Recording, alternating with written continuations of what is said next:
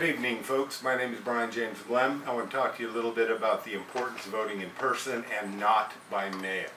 Why on earth would you vote by mail? Your ballot, folks, your right to vote is the most basic and fundamental right you have living in a free society. If you don't have the right to vote and if your ballot doesn't really matter, then you have nothing. You have absolutely, literally nothing that the government does not want you to have. The government doesn't want you to own property, you don't own property. Government doesn't want you to have money, you don't have money. The government wants to tell you you gotta eat bugs for dinner, then you're eating bugs for dinner. Ain't no way around it, folks. Government wants to tell you how your kids are educated, nothing you can do about it because you don't have the right to vote. Your right to vote, folks, is the most basic and fundamental right you have to remain a sovereign human being, to have control over your life, the life of your family, and what happens in this beautiful land in which we live. Well, why is that important? Well, here, if you go on election day to the polls and you get a ballot, you get that ballot, you take it to the privacy booth, you vote it, and then once that's voted, you walk it on over to the machine. You stick it in the machine. You are the chain of custody between your ballot and that machine counting your votes. Okay, what can go wrong unless you're Joe Biden and you're mentally deficient? Well, if you vote early in person or Dropbox voting, there are 6 transfers between your ballot, between you and your ballot being counted. That's 6 places. Something could go wrong with your ballot and your vote no longer matters. If you vote by mail, folks, there are 6 places again where your ballot can go wrong. 6 places. That doesn't count you getting your ballot in the first place. In order for you to get your ballot, there are 5 transfers, well, technically 6 transfers that have to happen before you even get your ballot.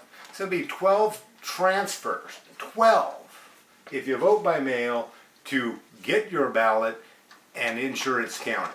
And you're only involved in one of those, and that's voting your ballot and sticking it back in the mail. Why would you want to do that with your most important, fundamental, basic right as a human being? Crazy. Well, why would you trust your ballot with the United States Postal Service? The U.S. Postal Service is led by a union of over 60,000 strong that is extremely partisan. The Postal Service has an agenda.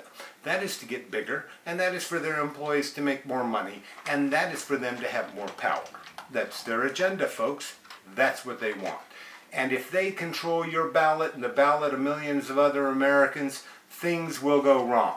In Maricopa County in 2020, things went wrong. The United States Postal Service in Maricopa County alone cannot account for over 25,000 unballot early ballots that were given to it by the Maricopa County, by Adrian Fontes. Nobody knows where they are. Adrian Fontes can't account for them. The Secretary of State, Katie Hobbs, can't account for them. And the U.S. Postal Service can't account for them. Well, lo and behold, what happens after November 3rd, 2020? And after they shut down the counting, or at least the reporting, of ballots in Maricopa County in the state of Arizona. Thanks again to the good people at Verity Vote for this chart, which I took the liberty to enlarge.